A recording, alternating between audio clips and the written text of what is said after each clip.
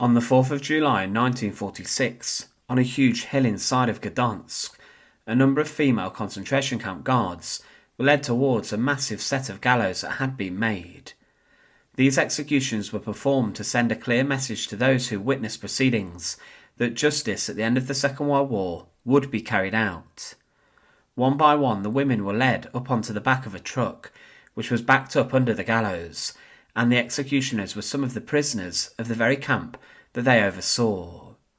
Amongst the executed women was Jenny Wanda Barkmann, who became known as the Beautiful Spectre for her terrifying work inside of the camp, and Stutthof camp itself was known for the brutality that occurred inside the barbed wire fences. She was one of a number of women who were executed that day. However, what has remained a mystery still to this very day is what happened to the bodies of these women when they were executed.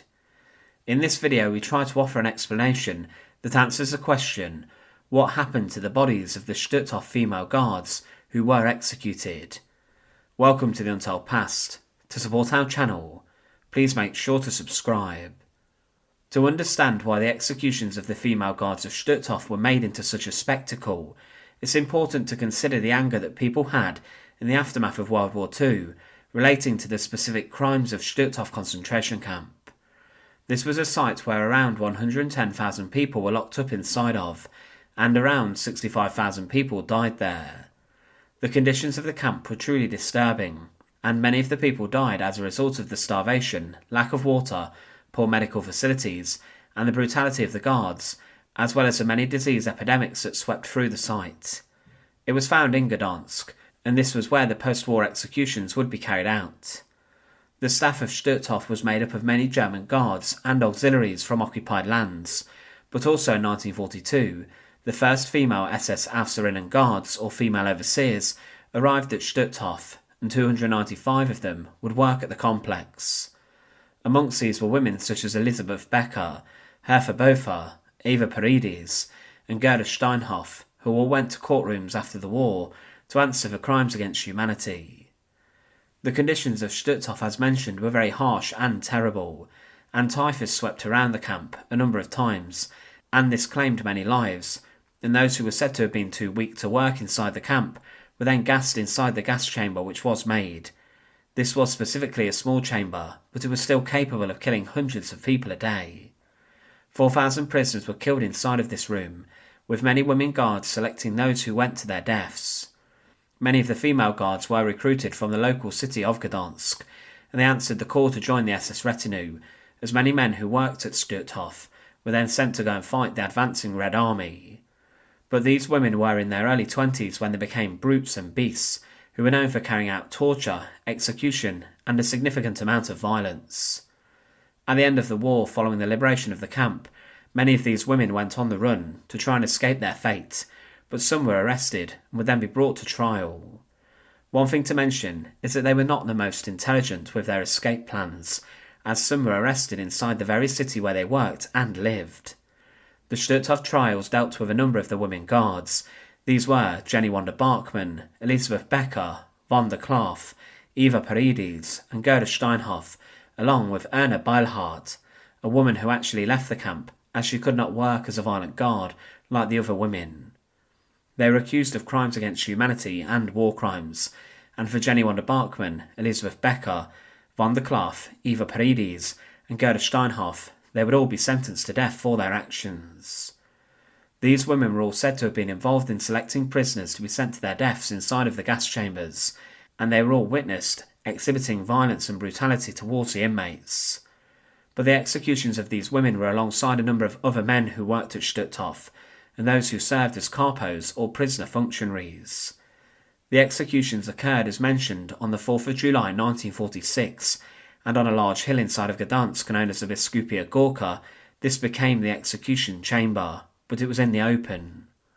The executions were intended to send a clear message to those people inside of the city that those who committed terrible crimes would be punished, and to do this, a number of huge gallows were specially created.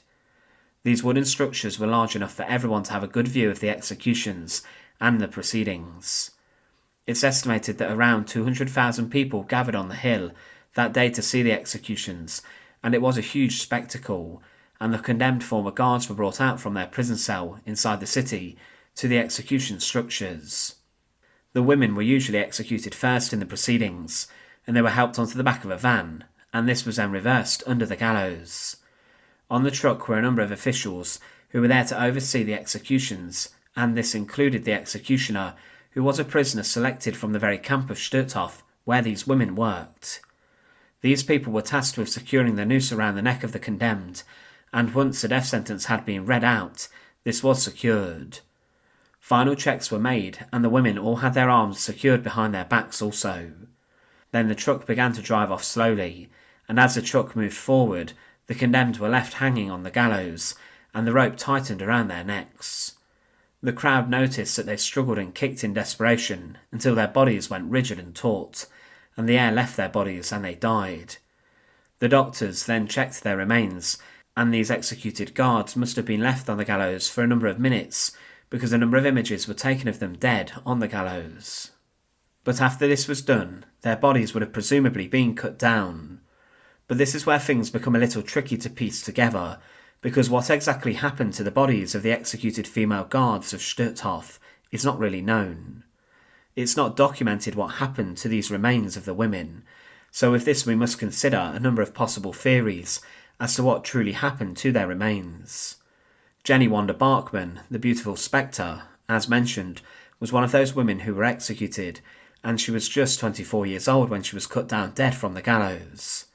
But the exact story of what happened to her body is not known about, and there were many rumours as to what happened to it. There was a lot of hatred for her in the local area, and there was a rumour that her body had been cremated, and that the ashes of Jenny Wanda Barkmann were then sent to her hometown in Hamburg. Another rumour claimed that she was cremated, and that her ashes were then thrown down a toilet and were flushed away in disgrace. It was common for executed war criminals to be cremated. It was only really the British, following the executions carried out inside of Hamlin Prison, who preferred to bury those who were condemned. The Americans and Soviets cremated remains and bodies, and this was seen as getting rid of the remains once and for all. It is likely that the remains of the female guards of Stutthof were, after being cut down, definitely placed inside of a coffin next to the gallows, and then they would likely have been placed onto the back of the very vans which they were earlier stood on, which were then taken directly to the crematoria nearby inside of Gdansk. The ashes could then have been dumped or scattered in a river, as was done with the executed Nuremberg defendants. There is also a possibility that the remains were placed inside of the coffin and were then buried inside of a mass grave in a secret location. It's unlikely that the authorities would have wanted these women being buried inside of the city, as they were seen as a disgrace. But if this was the case, it means that the bodies have yet to have been discovered, as there are no grave markers anywhere indicating their burial site. This was also the case with women such as Irma Grazer, who were executed following the Belsen trials, as she was buried, then exhumed, and today lies inside of Hamlin Cemetery in an unmarked grave. The executions of the Stutthof guards were aimed to be a public affair, so that the people of the very city where the camp was found could see that these war criminals were going to be dealt with once and for all. The executions were a terrifying symbol to others who were hiding that the authorities would one day catch up with them. But today the bodies of those who were executed that day on Biskupia Gorka Hill have been lost to time, but it is most probable that they were cremated immediately after death, and that their ashes were then scattered. Some of these women were just in their early 20s when they were executed, and after these executions further trials took place to deal with other guards of the camp, but these executions occurred in private, inside the security of the local prison, found inside the city of Gdansk. Before some of the former prisoners of Stutthof Concentration Camp, the executions that occurred that day in public were some form of justice for their treatment. Thanks for watching. To support our channel, please make sure to subscribe, and once again, thank you so much for watching.